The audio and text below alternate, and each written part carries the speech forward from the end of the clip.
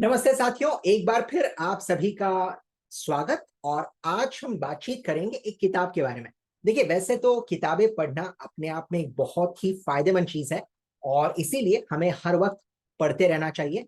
और मैं खुद इस चीज को बहुत पसंद करता हूं कि जब आप किताबें पढ़ें और उसमें से कोई ज्ञान प्राप्त करें तो उसको दूसरों के साथ बांटना भी जरूरी है। तो आज ऐसी किताब के बारे में मैं आपसे बातचीत करूंगा। किताब का शीर्षक है स्किल इट किल इट। अब किल इट सुनकर ये मत सोच लेना कि ये किताब हिंसक है। जी नहीं, बिल्कुल नहीं, उसके बिल्कुल विपरीत है। ये किताब एक बहुत ही बेहतरीन किताब है जो आपको मदद करेगी अपने करियर में आगे बढ़ने के लिए।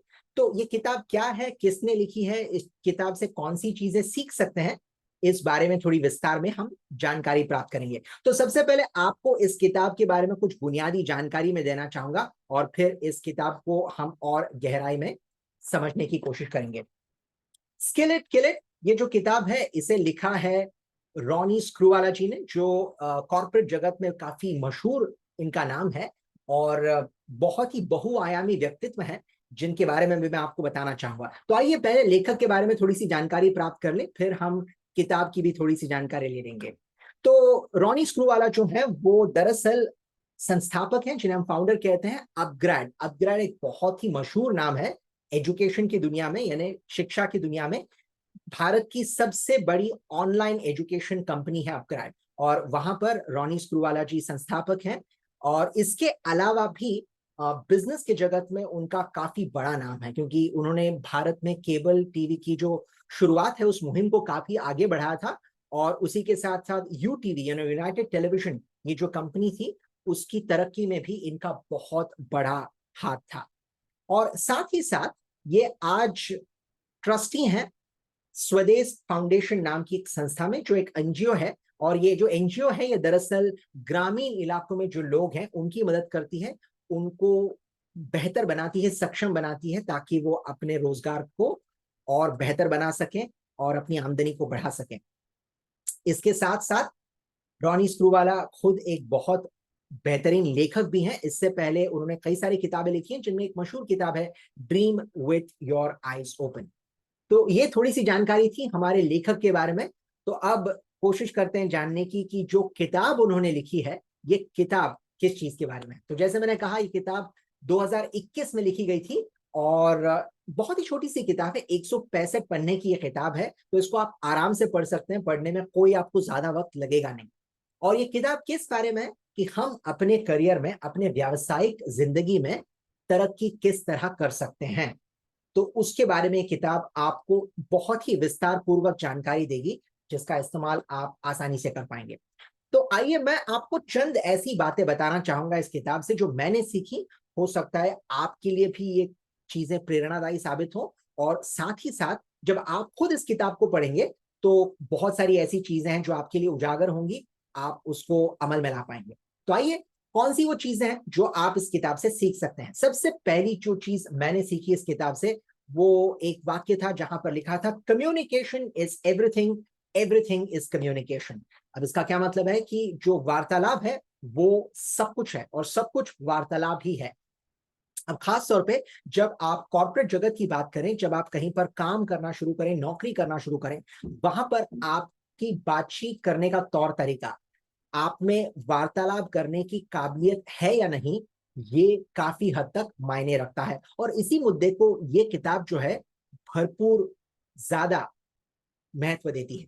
अब क्यों ये जरूरी है? क्योंकि जब आप बातचीत करते हैं, अपनी बात दूसरों के समक्ष प्रस्तुत करते हैं, तो किस कदर आप अपनी बात को मनवा सकते हैं, किस तरह आप सामने वाले को अपनी बातों से प्रेरित कर सकते हैं, उससे ये साबित होगा कि आप कामयाब होंगे कि कामयाब नहीं होंगे। नहीं, कई सारे लोग ऐसे हैं जिनके पास डिग्रियां होती हैं, ज्ञान होता है, लेकिन बातचीत का तौर तरीका सही ना होने की वजह से या फिर अपनी बात प्रस्तुत ठीक से ना करने की वजह से लोग मात खा जाते हैं।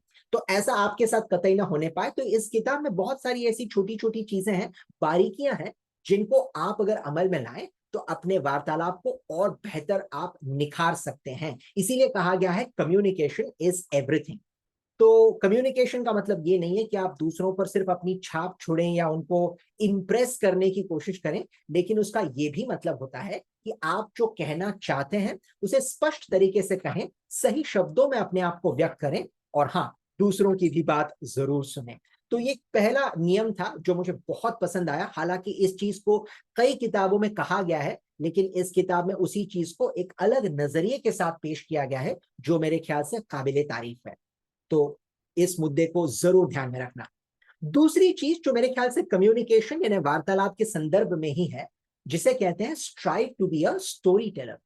स्टोरी टेलर का मतलब क्या होता है? स्टोरी टेलर वो होता है जो कहानियां गढ़ता है, जो कहानियां सुनाता है और अपनी कहानियों से दूसरों को प्रेरित और मोहित करता है। हमने अक्सर सुना है कि भाई कहानियां मत सुनाओ, सीधे मुद्दे पर आओ, जो अपने आप में सही बात है, इसमें कोई गलती नहीं है। लेकिन इस किताब का कहना है कि जब आप सीधे बात करते हैं बिना अपने कहानी, किस्से या उदाहरणों के, तो लोगों को अक्सर समझने में कठिनाई होती है, और बड़ी बात यह है कि लोग आपसे भावनात्मक तरीके से जुड़ नहीं पाते। लेकिन जब आप अपने मुद्दे को रखने से पहले उसके ताल्लुक में कोई किस्सा, कोई कहानी, कोई वाकया सुनाते हैं, तो लोग आपकी बात को बड़ी आसानी से समझ जाते हैं और उनको याद रखने में भी कोई परेशानी नहीं होती, और साथ ही साथ उन्हें आपका नजरिया भी पता चल जाता है। तो कहानियों का मतलब ये नहीं कि आप 10-15 मिनट तक कहानी सुनाते चले जाएं, जी नहीं। बस कहानी 1.5-2 मिनट की हो और उसके बाद आप अपने मुद्दे को सामने रखें, तो मुद्दा और कहानी जो है वो आपस में अगर जुड़े हो तो सामने वाले को समझने में बहुत आसानी होगी और लोग आपकी बात झट से समझ जाएंगे। तो इसीलिए स्टोरी टेलर होना यानी कहानियां सुनाना भी यही एक वार्तालाप का सीधा सीधा तरीका है, जिससे अपनी बात को आप आसानी से मनवा सकते हैं। तो इसके लिए आपको थोड़ी सी मशक्कत करनी पड़ेगी, आपको अभ्यास करना पड़ेगा, क्योंकि कई बार ऐसा होता है कि हमें कहानियां सुनाने की आदत होती नहीं है। तो हो सकता है कि आपके मोहल्ले में अगर कोई बच्चे हों तो उनको इकट्ठा कीजिए, उन्हें बिठाइए, उन्हें कहानियां सुनाइए, ताकि आपका अभ्यास भी हो जाए और आप इसका बखूबी इस्तेमाल कर पाए अपने कार्यस्थल पर, क्योंकि वहां पर इस तरह की कहानियां आपको काफी दूर तक ले जाएंगी। तीसरी चीज जो बहुत ही सही तरीके से रखी गई है सामने, वो है एम्पथी के बारे में, और कहा गया है empathy is a sign of strength not weakness. अब अंग्रेजी में दो शब्द हैं जो हमने अक्सर सुने होंगे, एक है सिंपथी और दूसरा है एम्पथी। अब इन दोनों में एक मूलभूत फर्क है जिसको समझना बहुत जरूरी है। सिंपथी का मतलब है तरस खाना। तो मान लीजिए अगर आपके कार्यस्थल पर आपका कोई साथी है और उसके घर में किसी की मृत्यु हुई है ना, और आप उसे सांत्वना देना चाहते हैं, तो सांत्वना देते वक्त आपको अपने आप से पूछना चाहिए कि क्या मैं सामने वाले का दर्द महसूस कर पा रहा हूं कि नहीं कर पा रहा हूं। अगर आप सिर्फ बोलने के लिए बोल रहे हैं कि यार सही नहीं हुआ, अच्छा नहीं हुआ, ये सिर्फ बोलने की बात है जिसकी वजह से आप इसको एक औपचारिकता के तौर पर कह रहे हैं, तो इसको कहते हैं सिंपथी, यानी सिर्फ तरस दिखाना। लेकिन एम्पथी का मतलब है अपने आप को सामने वाले की जगह पर रखकर सोचना। जी हाँ, सामने वाले के जूते में उतरना, ये देखना कि अगर मैं इसकी जगह पर होता तो मुझे क्या तकलीफ होती। तो हो सकता है कि उस वक्त आपका जो साथी है वो काम करने के हालात में ना हो, उसकी मानसिकता जो है वो उसे काम करने ना दे, तो क्या मैं थोड़ा सा उसका काम बांट सकता हूं, उसका दर्द बांटने के साथ साथ। तो ये जो चीज है इसे कहते हैं एम्पथी, अपने आप को सामने वाले की जगह पर रख कर देखना और सोचना। अब ये वो चीज है जिसको आपको निरंतर करना पड़ेगा ताकि आपको इसकी आदत लग जाए। लेकिन साथ ही साथ इस किताब में एक और दिलचस्प कहानी कही गई है, वो ये कि एम्पथी दूसरों को दिखाना जितना जरूरी है, यानी सहानुभूति दूसरों के प्रति होना जितना जरूरी है, उतना ही समझदारी वाली बात है कि हम दूसरों से अपेक्षा ना करें कि वो हमें सहानुभूति दिखाए। क्यों? क्योंकि अगर ये अपेक्षा रखें और सामने वाला आपको सहानुभूति ना दिखाए, तो हमें कहीं ना कहीं तकलीफ होगी। तो हम अपनी तरफ से कोशिश करें कि दूसरों को सहानुभूति दिखाएं, लेकिन अगर दूसरे ना दिखाएं तो कोई बात नहीं, हम सक्षम हैं अपना नजरिया प्रस्तुत करने के लिए और अपना ध्यान रखने के लिए। तो एम्पथी की बहुत ही अच्छी बात यहां पर आपको इस किताब में दिखाई देगी। मेरे ख्याल से इसका इस्तेमाल जरूर होना चाहिए। एक और बात जिसको यहां पर उजागर किया गया है वो है द न्यू एलओएल। अब एलओएल का जो विस्तार है वो हम अक्सर करते हैं लाफ आउट लाउड, है ना, कि जोर से हंसा जाए या फिर जोर से हंसने वाली कोई बात होगी। लेकिन यहां पर जो एलओएल है इसका मतलब काफी अलग है, हटके है। यहां पर एलओएल का विस्तार है लिसन, ऑब्जर्व, लर्न। अब इसका क्या मतलब है? देखिए, वैसे तो बहुत सारी चीजें होती हैं जो हम सिर्फ एक कान से सुनते हैं और दूसरे कान से निकाल देते हैं, लेकिन जो लेखक है रॉनी स्क्रूवाला, उन्होंने बहुत ही बड़ी बात कही है कि जब आप में वो काबिलियत हो कि आप दूसरों की बात ध्यानपूर्वक सुने, तो आपको उनका नजरिया पता चलेगा। हो सकता है कि आप उनके नजरिए से कतई सहमत ना हो, लेकिन कम से कम उनकी बात आप ध्यानपूर्वक सुन लें, ताकि उसके बाद आप जो कहें उसमें दम हो, है ना। तो बहुत जरूरी है कि हम सिर्फ सुने नहीं, ध्यानपूर्वक सुने, जिसे कहा जाता है लिसनिंग। ठीक है। तो ध्यानपूर्वक सुनना कितना जरूरी है कॉर्पोरेट जगत में, इस बात को उजागर करने के लिए उन्होंने कई सारे उदाहरण भी वहां पर पेश किए हैं। साथ ही साथ उन्होंने कहा है जितना सुनना जरूरी है ध्यानपूर्वक, उतना ही जरूरी है निरीक्षण करना, जिसको हम कहते हैं ऑब्जर्वेशन। हमने सबने सुना है कि न्यूटन वो पहले वैज्ञानिक थे जिन्होंने सेब के पेड़ से गिरने के बाद पूछा कि वो नीचे क्यों गिरा। तो उससे पहले भी तो बहुत सारे लोगों ने देखा होगा कि पेड़ जब गिरता है पेड़ से तो नीचे ही गिरता है, लेकिन न्यूटन वो पहले व्यक्ति बने जिन्होंने ये सवाल पूछा कि भाई क्यों। तो ये इसलिए हुआ क्योंकि वो निरीक्षण कर रहे थे, सिर्फ देख नहीं रहे थे। तो देखना अलग बात है और निरीक्षण करना अलग बात है। तो ये किताब कहती है कि जब आप किसी परिस्थिति, किसी व्यक्ति का जायजा करें, तो उसे पूरी तरह से निरीक्षण करें, उसको समझने की कोशिश करें, परखने की कोशिश करें, तब आप सही मानों में एक जौहरी बनेंगे। तो आपके कार्यस्थल पर भी कई बार ऐसी चीजें होंगी जहां पर निरीक्षण की जरूरत पड़ती है। तो सिर्फ देखना मत, क्योंकि देखने का काम तो हर वो इंसान करता है जिसकी आंखें हैं, लेकिन समझदार व्यक्ति वो है जो देखने के साथ साथ अपनी निरीक्षण की काबिलियत को भी भरपूर इस्तेमाल करे। तो सिर्फ देखना मत, निरीक्षण करना। तो जब आप ध्यानपूर्वक सुनेंगे और साथ ही साथ निरीक्षण भी करेंगे, उससे क्या फर्क पड़ेगा, इसका मतलब है कि आप सीखते भी रहेंगे। तो इसीलिए तीनों चीजों को साथ में रखा गया है, लिसन, ऑब्जर्व, लर्न। इसका मतलब ध्यानपूर्वक सुनिए, निरीक्षण कीजिए और सीखते रहिए। तो ये तीनों चीजें आपस में जुड़ी हुई हैं, इनका बहुत ही गहरा ताल्लुक है। Multitasking is a myth. एक अगली चीज जो बहुत ही अच्छी तरीके से समझाई गई है, मल्टीटास्किंग का मतलब होता है एक साथ आप कई चीजों को करने की कोशिश करें, जो अक्सर लोगों के साथ होता है कि वो फोन पर भी हैं, लैपटॉप पर भी काम कर रहे हैं, किसी पड़ोसी से भी बात कर रहे हैं और साथ में चाय भी पी रहे हैं, है ना। और हमें अक्सर ये समझाया गया कि एक साथ अगर आप सारी चीजें कर लें तो वाह क्या बात है, आप तो सर्वशक्तिमान हैं। लेकिन ये किताब कहती है कि ये दरअसल एक गलत सोच है, क्योंकि जब एक साथ आप बहुत सारी चीजें करने की कोशिश करते हैं, तो उससे गलती की गुंजाइश काफी हद तक बढ़ जाती है और आप किसी भी काम के साथ संपूर्ण न्याय नहीं कर पाते।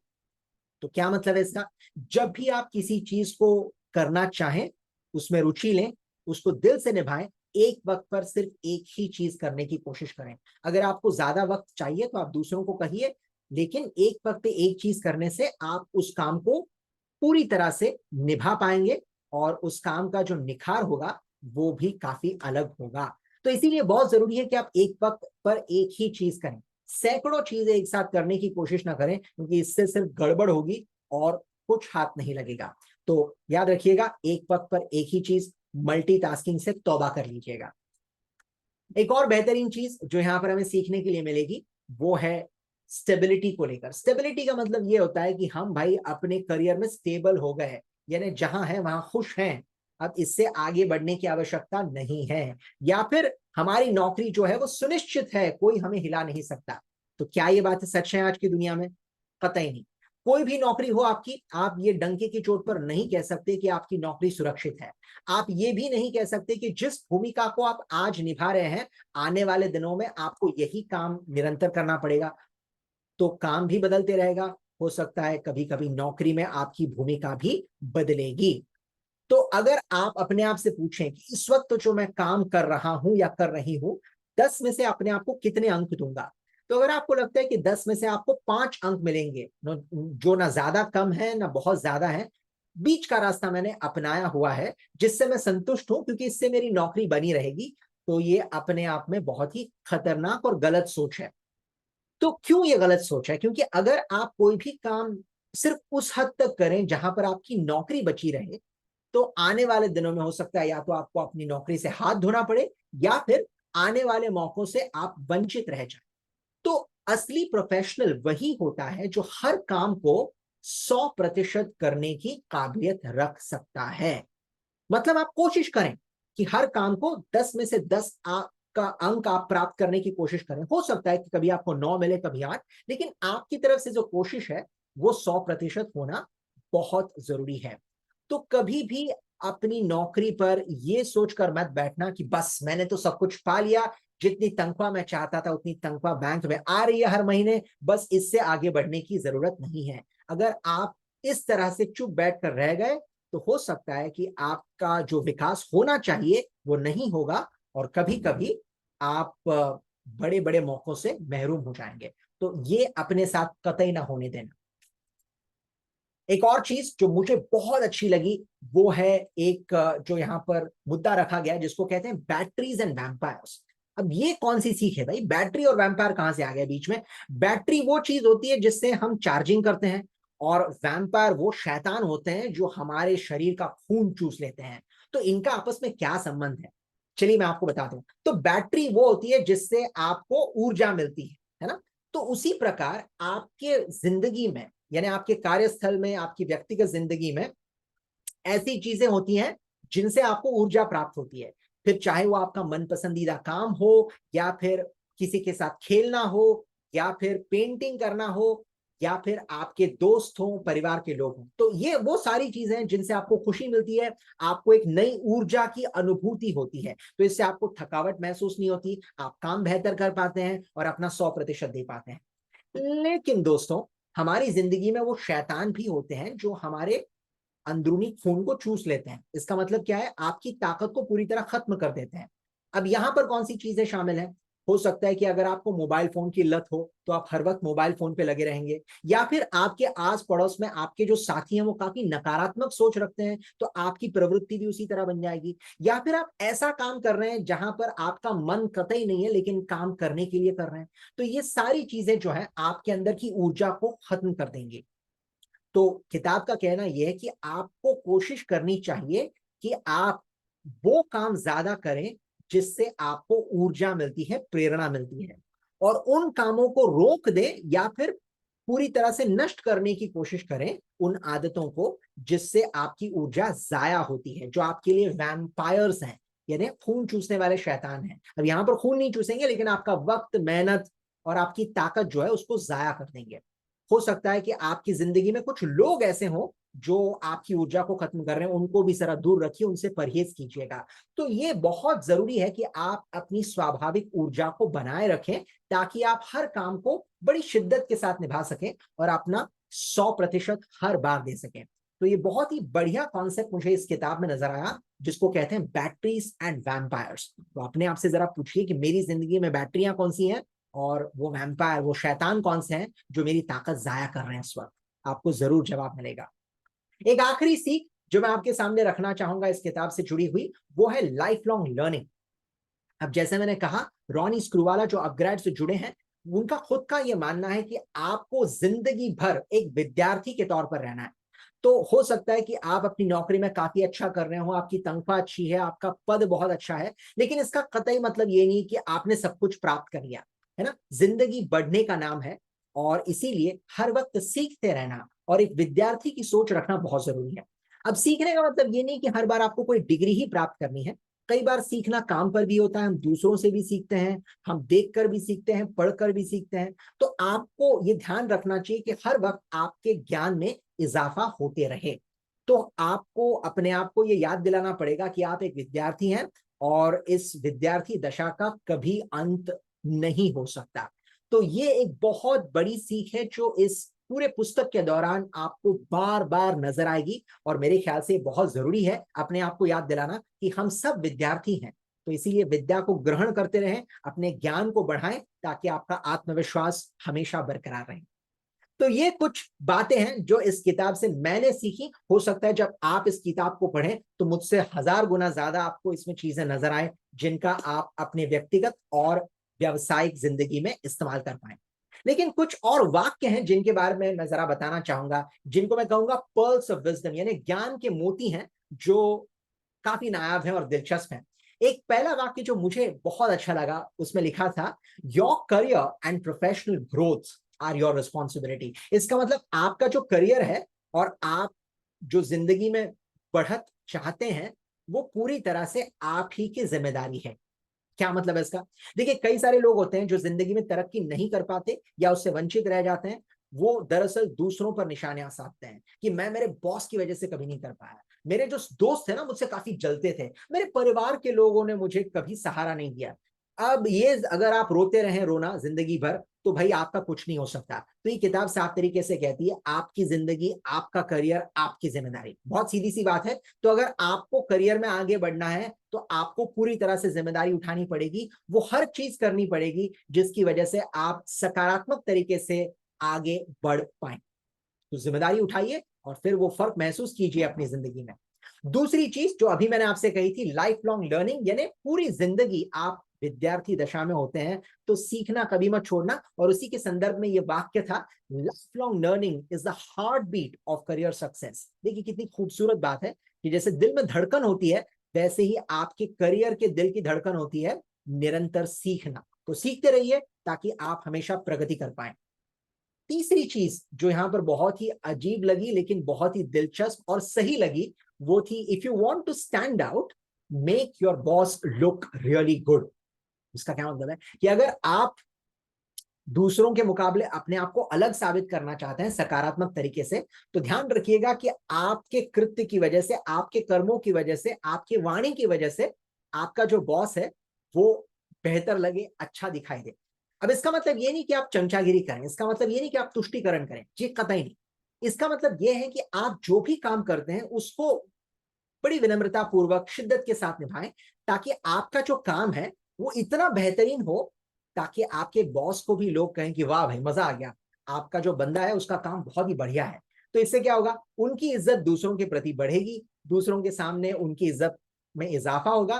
तो आपकी वजह से उनको भी तो कुछ ना कुछ फायदा हो रहा है यहाँ पर।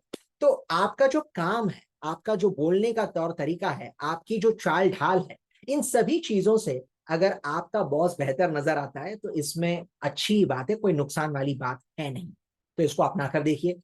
नंबर 4 की जो बात की थी जो मुझे बहुत अच्छी लगी, avoid the comparison trap, instead aim to beat your last best performance.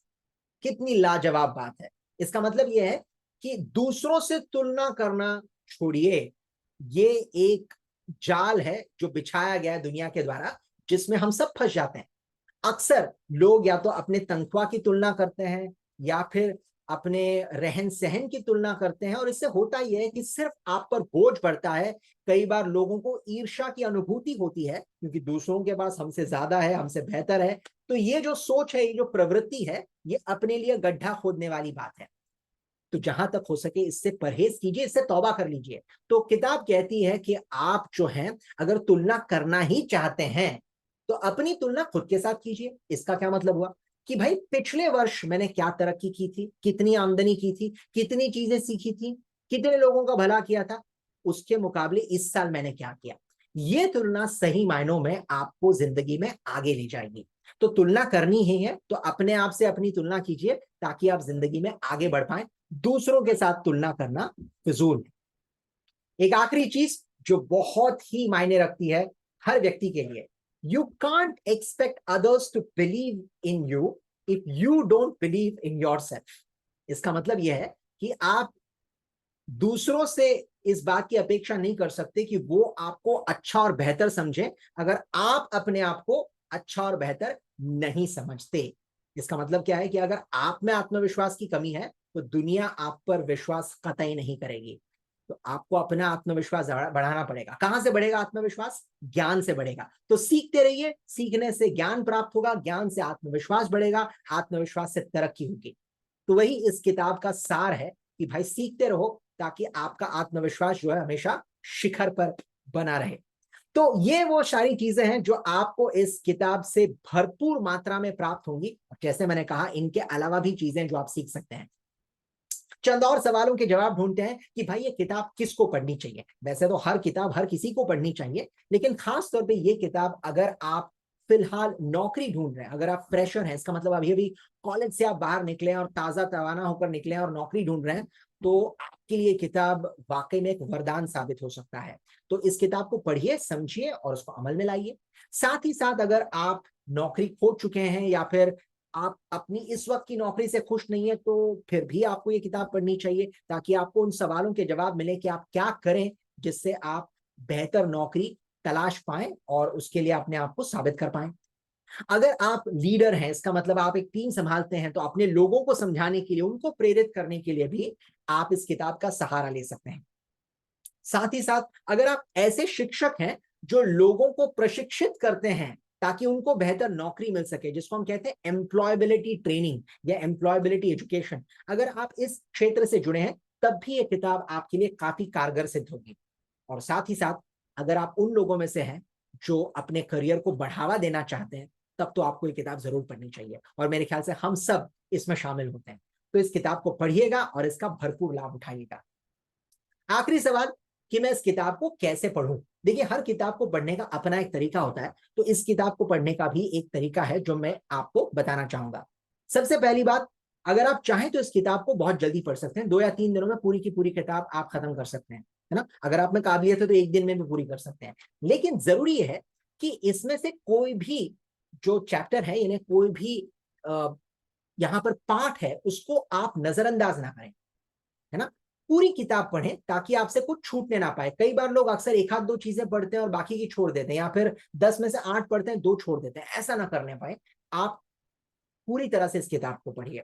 बल्कि मैं कहूंगा इस किताब में कुछ ऐसे पाठ भी होंगे जिनको शायद आपको 2 या 3 बार पढ़ना पड़ेगा।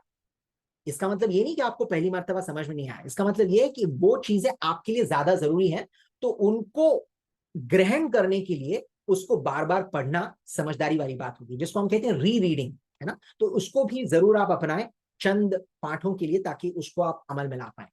तीसरी चीज, हर चैप्टर के बाद आपको 2 हिस्से नजर आएंगे जिसको कहा गया है 5 कोर टेकअवेज और कॉल टू एक्शन। यानी हर चैप्टर को पढ़ने के बाद उसमें से कौन सी 5 चीजें हैं याद रखने लायक, जिसको कहा गया है कोर टेकअवेज, सबसे नायाब चीजें, तो उसको जरूर पढ़िएगा। और साथ ही साथ कॉल टू एक्शन, इसका मतलब आपने क्या कदम उठाने हैं इसको पढ़ने के बाद, ठीक। तो इनका इस्तेमाल भी आप भरपूर कर सकते हैं। और जब पढ़ें तो अपने ख्याल जो है उनको लिखने के लिए साथ ही साथ एक पेन और डायरी का इस्तेमाल करें, ताकि जो लिखा उसको याद रखें, उसको अमल में लाएं। और अगर कोई जरूरी चीजें आपको नजर आती हैं उसको हाईलाइटर से मार्क भी कर दें ताकि उसको भूलने ना पाए आप। तो इस तरह से आप इस किताब का पूरा निचोड़ जो है वो अपने हित में कर सकते हैं, ठीक। तो आशा करता हूं कि आपको सारे सवालों के जवाब मिल गए होंगे। तो इस किताब को पढ़िए, समझिए और इसके लुत्फ उठाइए। तो आशा करता हूं कि आप इसका जरूर अध्ययन करेंगे आने वाले दिनों में। तब तक के लिए अपना, अपने परिवार का, अपने साथियों का ध्यान रखिएगा। फिर दोबारा मुलाकात होगी किसी और विषय को लेकर। तब तक के लिए बहुत बहुत धन्यवाद।